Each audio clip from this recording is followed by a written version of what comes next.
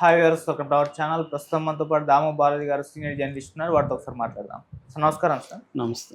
Sir, SLBC టన్నెల్లో ఇరుక్కున్న 8 మంది కూడా చనిపోయారని చెప్పేసి మినిస్టర్స్ చెప్తున్నట్టుగా పత్రికల్లో వార్తల్లో వినిపిస్తూ ఉన్నాయి సార్. మరి మినిస్టర్స్ ఏం చెప్తున్నారు? 8 మంది ఇప్పుడు చనిపోయారా? అసలు వీళ్ళని ఎందుకు కాపాడలేకపోయారు సార్?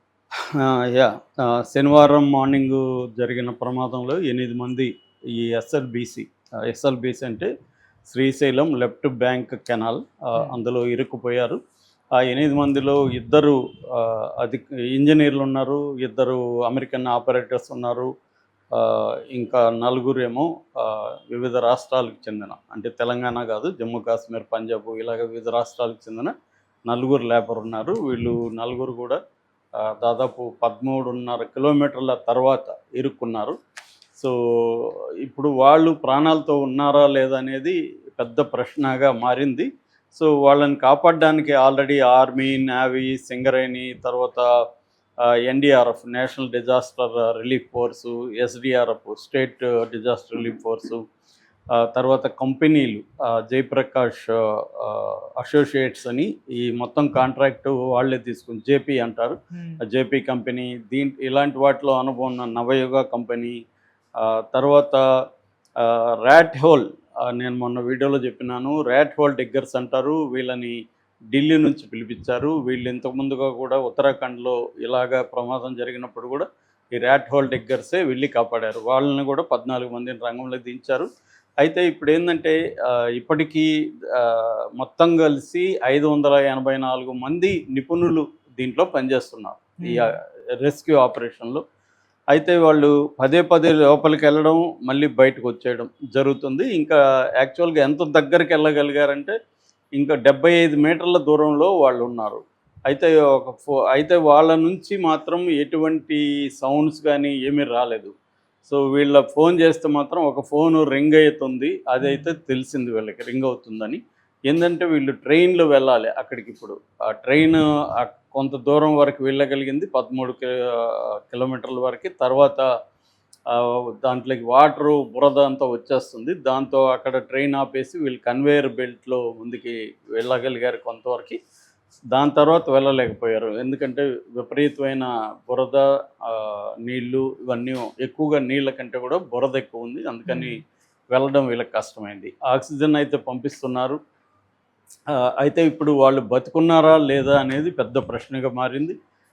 బీబీసీ కథనం ప్రకారం ఆయన మినిస్టర్లు ఉత్తమ్ కుమార్ రెడ్డి చెప్పారు, వాళ్ళు బతుకుండే అవకాశం లేదని ఇంజనీర్లు తనకు చెప్పారని ఆయన చెప్పారు. అలాగే జూపల్లి కూడా వాళ్ళు బతికి ఉండే ఛాన్స్ లేదు, మోస్ట్లీ వాళ్ళు చనిపోయి ఉంటారు అన్నారని పత్రికలు రాస్తున్నాయి. సో అందరూ కూడా ఇప్పటివరకు కానీ ప్రయత్నాలు అయితే చేస్తున్నారు. బతుకున్నారా లేదా అనేది కూడా తెలుసుకోవాలి. ఒకవేళ చనిపోయింటే వాళ్ళ డెడ్ బాడీస్ని కూడా తీసుకురావాలి. కాబట్టి ఆపరేషన్ అయితే ఆపట్లేదు. ఇప్పుడు స్నైపర్ డాగ్ని కూడా కొంత ఉపయోగించారు. స్నైపర్ డాగ్స్ కొద్దిగా ముందుకెళ్ళి ఆ బురద నీళ్ళు ఉండేసరికి స్నైపర్ డాగ్స్ కూడా వెనక్కి వచ్చేసాయి. సో ఇప్పుడు ఏంటంటే ఆ బురదని, మురికిని తీయడానికి కూడా డీవాటరింగ్ అంటున్నారు, అది చేస్తున్నారు. డీవాటరింగ్ అండ్ డీసిల్టింగ్ అంటారు. ఈ 2 పనులు అయితే చేస్తున్నారు. ఓవరాల్గా ఈ క్రమంలో అసలు ఈ టన్నెల్ అవసరమా, ఈ టన్నెల్ ఎందుకు ఒప్పుకున్నారు, ఈ చర్చ కూడా బయటకు వచ్చింది. ఎందుకంటే కేసీఆర్ వీడియో ఒకటి 2018లో ఆయన ఒక సమావేశం మాట్లాడితే ఇది ఒక దిక్కుమాలిన సొరంగం, దీన్ని ఎన్టీ రామారావు తీసుకొచ్చాడు. దాని తర్వాత కాంగ్రెస్ వాళ్ళు జానారెడ్డి, ఉత్తమ్ కుమార్ రెడ్డి వీళ్ళు ఒప్పుకున్నారు, ఇది ప్రపంచంలోనే అతిపెద్దది, ఇది ముందుకెళ్ళదు వెనక్కెళ్ళదు, అలా నడుస్తుందని ఆయన 2018లోనే దాని మీద నెగిటివ్గా మాట్లాడాడు.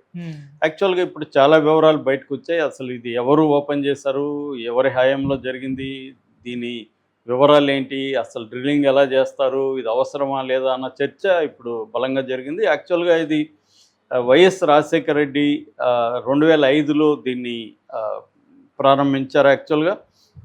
సో దాని తర్వాత కొంత ఇది బేసిక్గా ఏంటంటే నల్లమల ఫారెస్ట్లో వెళ్ళి శ్రీశైలం వాటర్ నుంచి నల్గొండ, ఉమ్మడి మహబూబ్ నగర్ జిల్లాలకు దాదాపు 4 లక్షల ఎకరాలకు ఇది నీళ్లు అందిస్తుంది. అట్లాగే 1000 గ్రామాల్లో ముఖ్యంగా 517 నల్గొండలో ఉండే 517 ఫ్లోరైడ్ గ్రామాలు, అక్కడ ఫ్లోరైడ్ అనేది ఎక్కువ వాటర్లో ఉంటుంది. అందుకని ఈ వాటర్ని ఆ గ్రామాలకి తాగునీళ్ళుగా ఇవ్వాలనేది కూడా ఈ పథకం ఉద్దేశం. ఇది ఎందుకు పెట్టారంటే ఇది ఆ అడవిలో అభయారణ్యం, అది ఈ అభయారణ్యంలో యానిమల్స్ని డిస్టర్బ్ చేయకూడదు, అట్లాగే ఎన్విరాన్మెంట్ ఇబ్బంది కలగకుండా బయట నుంచి తీసుకొస్తే యానిమల్స్కి ఇబ్బంది, చాలా చెట్లు కొట్టేయాల్సి వస్తుంది. అందుకని కలగకుండా వీళ్ళు సొరంగం తవ్వాలనేది ప్లాను. ఇది మొత్తం దాదాపు 44 కిలోమీటర్ల పొడవైన సొరంగం. ఇది ప్రపంచంలోనే అతి పెద్దది. సో ఈ సొరంగం తవ్వడానికి ఈ జయప్రకాష్ అసోసియేట్స్కి కాంట్రాక్ట్ ఇచ్చారు కాంగ్రెస్ ప్రభుత్వం.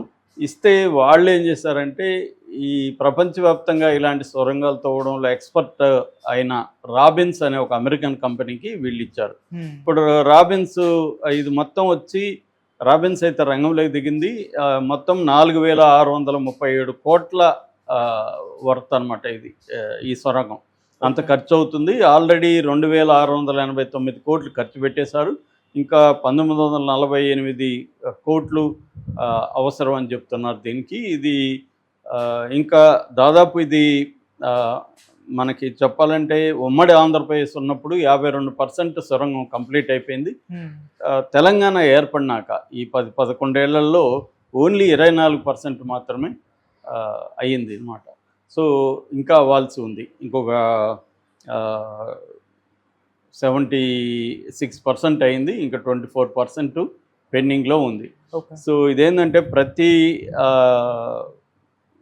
400 మీటర్లకు కూడా 14 కోట్లు ఎంతో అవుతుంది. ఒక్కొక్క వెరీ కాస్ట్లీ వ్యవహారం. దీనికని ఏంటంటే టీబీఎం అంటారు. టీబీఎం అంటే tunnel boring machine. Tunnel boring machine అనేది మామూలుగా 43 కోట్ల నుంచి 850 కోట్ల వరకు ఉంటాయి.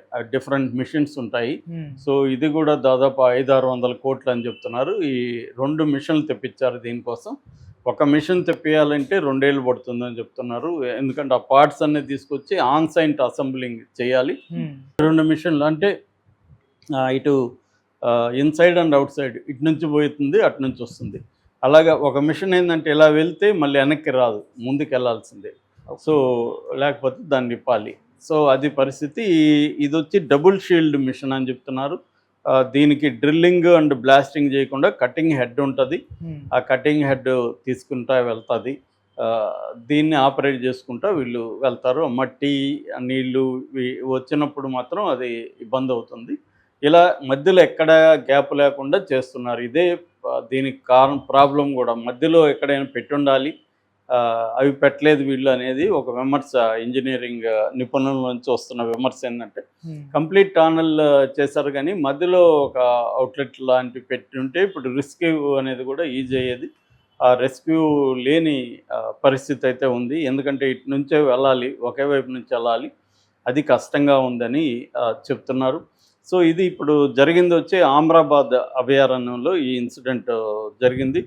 సో ఇంకా 75 మీటర్లు వెళ్ళగలిగితే వస్తుంది. ఈరోజు ఎండ్ లోపల అవుతుందా లేదా అనేది కూడా చూడాలి. కానీ ఇప్పుడు అన్నిటికంటే ఏంటంటే 8 మంది ప్రాణాలతో లేరు అన్న వార్త మాత్రం వినిపిస్తుంది. అది కన్ఫామ్ అయితే కాదు కానీ ఇప్పటి వరకు, ఎందుకంటే 75 మీటర్ల దూరం అంటే వాళ్ళు బతుకుంటే సౌండ్లు ఏమన్నా వినబడాలి కదా.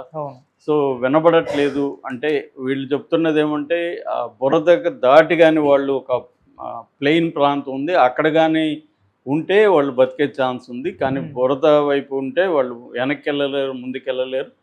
సో వాళ్ళకి ఆక్సిజన్ కూడా మళ్ళీ వీళ్ళు అయినాక పునరుద్ధరించారు కానీ అప్పటికే ఆక్సిజన్ వాళ్ళకి అందకుండా బిగినింగ్లోనే చనిపోయి ఉండొచ్చు అనేది వీళ్ళు ఇప్పుడు నిపుణులు చెప్తున్నారు. ఇది ఒక దురదృష్టకరమైన సంఘటనగా చెప్పుకోవచ్చు. ఇది ఆపేసినాక మళ్ళీ కాంగ్రెస్ ప్రభుత్వం, ఎందుకంటే బీఆర్ఎస్లో ఆపేశారు దీన్ని, మళ్ళీ కాంగ్రెస్ ప్రభుత్వం వచ్చి దీన్ని పునరుద్ధరించింది. ఈ మధ్య కూడా వర్షం ఇవన్నీ ఎక్కువ పడడం వల్ల అది ఆగిపోయింది. మొన్ననే ఒక 2 వారాలకు ముందు మాత్రమే అది మళ్ళీ స్టార్ట్ చేశారు వర్క్.